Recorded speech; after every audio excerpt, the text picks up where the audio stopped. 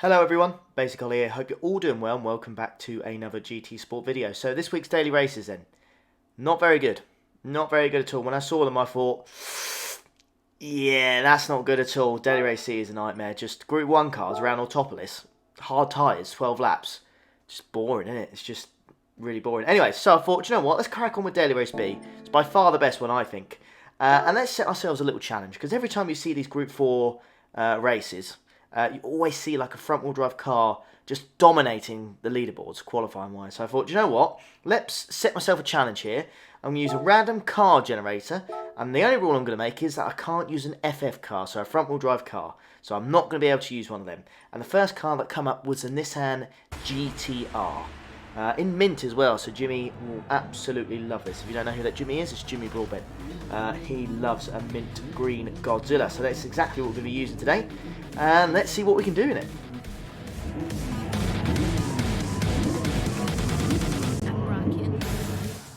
Right then, ladies and gents, this week's daily race is Daily Race B. We are going around Laguna Seca. We've got 5 laps here to try and do something. We're starting in P2. Now my qualifying time was nothing major. It was a 26.7, I believe.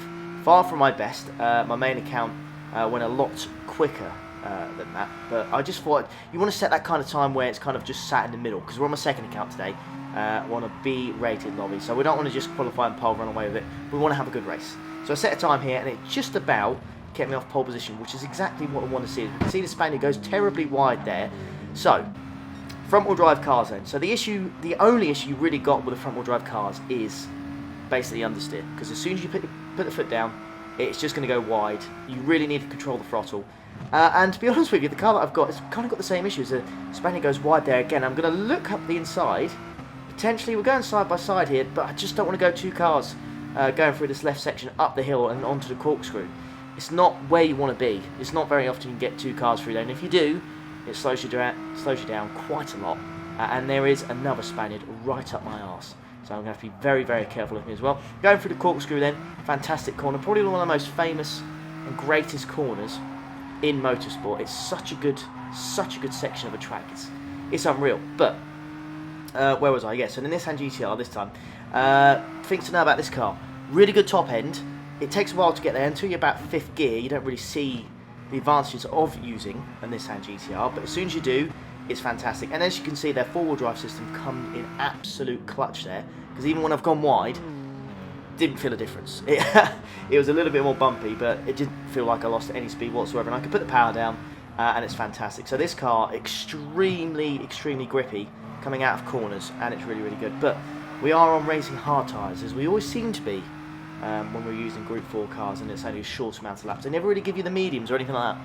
They always seem to give you the hard tyres, so understeer is a bit of a killer. Now I make a mistake in the second corner. I kind of missed my apex, and I'm kind of dropping off the Spaniard straight away. So you can see in the top left hand corner of your screen, it's 1.2 seconds the gap. So I'm going to have to concentrate here, try and reel him in. I've hit the apex there, lovely, no issues with that whatsoever. Go over to the right hand side, almost touching the curb, but just keeping off it on the white line on the right hand side. Getting ready for this left hander. You can brake on the number 2 board, which is on the right hand side, and then get yourself over to the left hand side. Straighten the car up, get ready for the corkscrew, brake well after the cones. You'll just kind of get muscle memory, you'll know when it's right. I braked a little bit too late there. The Spaniard did make a mistake like I did, but I kind of followed him, which was a little bit annoying, because I really needed to stick on the back of him there, and that was my chance. That was my chance to catch back up again, to get in that slipstream. Now I have to be careful as well. There's a Spaniard behind me. I'm doing a Spanish sandwich here. He is looking a bit tasty as well. Now brake on the number 3 board, and then tuck it into left hand side, power out. You can go over the white lines here. It seems to be no issue with the track limits when you go around that corner, no issues at all. So we'll skip ahead to the end of lap 3 then, because the whole of lap 3 I basically just put my head down, concentrated, and try to get back in the slipstream of the Spaniard, and that is exactly what we have done. So we cross the line here. We do a 127.885. Not too bad for a front-wheel drive car, but even better for a 4-wheel drive car. So the fact we're in this and we can do a time like that, that's pretty tasty. Okay, so right on the back of the Spaniard then, going through turn number 2, would you say? Potentially you could argue it's turn number 3. I missed my apex, but he misses even worse, literally. Both of us, absolutely horrendous. This corner here, this right-hander, trying to avoid the sausage curb and then trying to put the power down as early as you can, is a real nightmare. It can be a real menace. But we managed to get through there. No issues, really. We seem to be okay. Going for this left-hander then, again, hitting the middle of the apex, no issues at all whatsoever. The Spaniard, again, goes wide. It seems to be the theme of this Spaniard. He seems to keep missing his apexes, and it's going to cost him if he's not careful. There we go, breaking the number 2 point. It's just, honestly, every time you go through there, you get so close to the sand, and if you touch that stuff, it's RIP in the comments, boys. It's game over. But anyways, absolutely nailed the breaking point here, going through the corkscrew, and I thought he was a little bit naughty there. I thought he went all 4 wheels over the white line there, but somehow the game's let him get away with that, and I was thinking, where's his penalty? You know, the game can be very strict on penalties, and I was fully expecting him to get one there, but nevertheless, we're right on the back of him now, so he's going to go defensive. He's on the middle of that curb, and I'll try and power out here. This is the advantage, once more, of a four-wheel drive system. I can put my power down early, but that Peugeot RCZ has got more speed than me. In what world does a Peugeot RCZ outpace a Nissan GTR? Only in GT Sport. Only in GT Sport, ladies and gentlemen. That's the only place this is going to happen. With the good old balance of power settings, that is the only place we're gonna see that. Anyway, as you can see, I hit my apex beautifully there. Again, he goes wide. I'm all over the back of him, but I hit the gravel there, or the sand, whatever you want to call it, and I go terribly wide. Hit the apex better again. I told you that, honestly, him missing the apex is going to be an absolute killer here. Looking for a move around the outside, but that's basically impossible. I'm asking for danger there if I try and make a move around there. He's just going to push me off. So, we'll crack on with it regardless. Again, going under the VP sign right there. Just trying to look for some sort of move past him. There's no way we can get 2 cars through that corner, so I'm just going to be patient. I'm going to bide my time. I'm just going to wait for an opportunity here. Go past the Gran Turismo sign. I'm braking on the right-hand side. Going to hit the middle of the apex as quick as I can there, power down, but he kind of parks his car halfway down the corkscrew, and there was just nothing I could do. Couldn't get past him. And again, I'm looking for a move on the inside here, but it's just not there, folks. It's just not there. Okay, maybe around the outside. No, he starts to lag, and it makes it really awkward. So we're going to go side by side into this corner. I brake, tried to go left, but the lag again, I can't just tell where his car is. So I thought, right, put the power down, just go around the outside, try and be a little bit naughty here, potentially go around the outside as we power over to the line. As you can see, once more, somehow, a Peugeot RCZ has overpowered a Nissan GTR. Ridiculous. Ridiculous. Just something you'd never see. Only on this game. Only on this game you would see. Annoying. So I wanted to prove that you could beat the FF cars in a different car, but I couldn't quite do it in the GTR, so we got a P2. So I went on my random car generator once more, and this time we got the McLaren 650S. Now I fancy this car to do a bit better.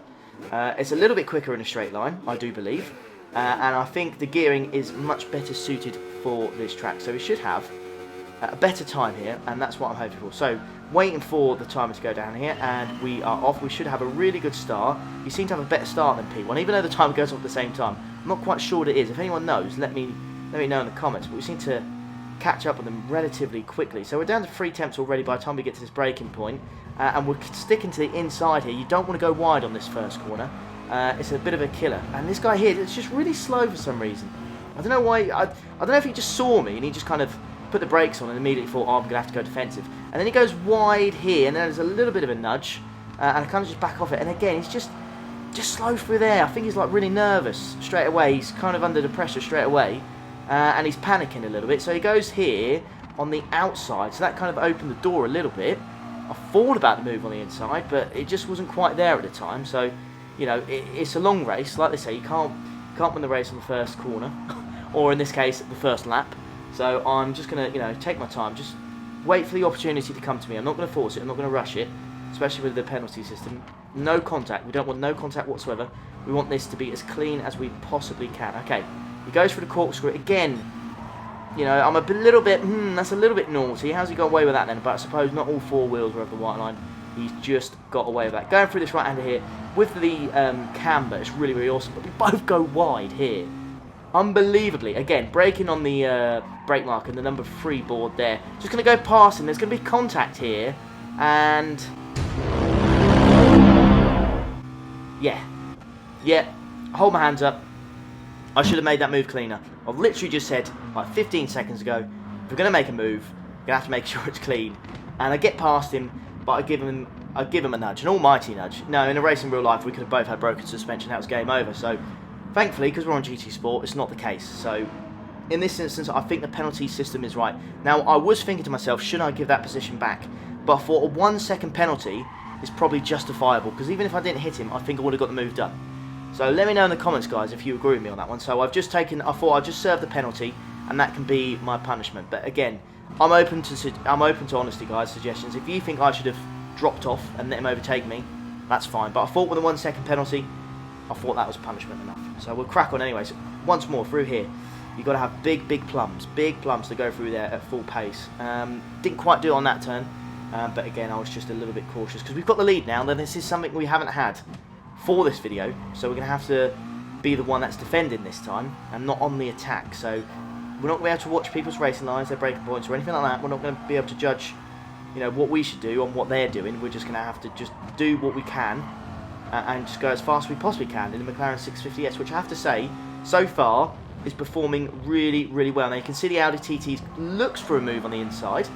Can't quite pull it off there. A little bit ambitious, but you know, it's racing, and you can see that's cost him. That's cost him. We crossed the line, a 129.3. That is far from quick. Far from quick. We do manage to drop him, but then we fast forward, and he is right on the back of me once more. So I'm driving solid so far. You're going to see I've driven some really solid laps in this McLaren, but it just doesn't make up for the deficit of that front-wheel drive machine, the absolute monster that is the Audi TT. So we're going to spend the next 2 laps then on board, just me trying to defend from this guy and seeing what we can do. So we go through the first set of corners, nice and easy, no issues there, easy peasy lemon squeeze. Go for the right-hander here, avoiding the sausage curbs. You really need to do that, because I swear to you, on this track, if you touch the sausage curbs, it's almost game over. So you've got to be brave and get as close as you possibly can. So purple then, a 128.1, and you can see the one from the Spaniards, a 127.698. So a good, what, 4 tenths off there, 4 or 5 tenths really. So you can see the pace difference, you can. But again, the Spaniards dropped off, and you can see top left, almost a second. So I'm not really sure what's happened there. I'm not really sure what he did. He must have made some sort of mistake somewhere. But that gives me a little bit of breathing room here, and we can potentially pump in some personal bests, because that's what we're going to need to do. We can't be setting 128 if we're going to win this race. We're going to have to pull away. Going through the corkscrew, no issues then. Pretty good. A 10th up on my personal best. 102.6 going through that sector. When I was doing qualifying in a Bugatti Veyron, of all things. Yeah, you want to be doing like a mid 102 really, if you want to set some sort of representative time. As you can tell, yeah, 102.6 in the McLaren. Not the best, but maybe in the race, not too shabby. We'll take it. So we're going to cross the line here on the final lap we're about to start. So I do a 127.997. It's about time. It's about time I managed to set a sub at 128. I said I need to set a sub 128, and that's exactly what I did. So fast lap then. Relatively fast for the McLaren, but it will do. It will keep us ahead. Okay, so 8 temps now. Make sure we keep him out of that slipstream window. Again, avoiding sausage curbs going through that second corner there. Going through the third corner. A 10th and a bit up. Okay, so again, personal best, even on lap 5. Again, guys, I've had no practice in this McLaren whatsoever. None at all. Right, going for the left-hander. Again, so tricky this corner. Middle of the apex, but if you power out too early, you're just going to go wide. You're going to go far too wide. And it's an absolute killer, because as soon as you go off on this track, it's just so unforgiving. It's unbelievable. Like, you can easily go wide on this left-hander I just did, and then just going up the hill on the dirt, and it's a nightmare. Anyways, last time through the corkscrew, we are looking good for this win, guys. Yeah, no issues whatsoever through there. I've said no issues whatsoever this video a lot, haven't I? Well, there you go. There you go. Oh, I can't help it. Anyways, just 2 corners to go then. Going through this corner.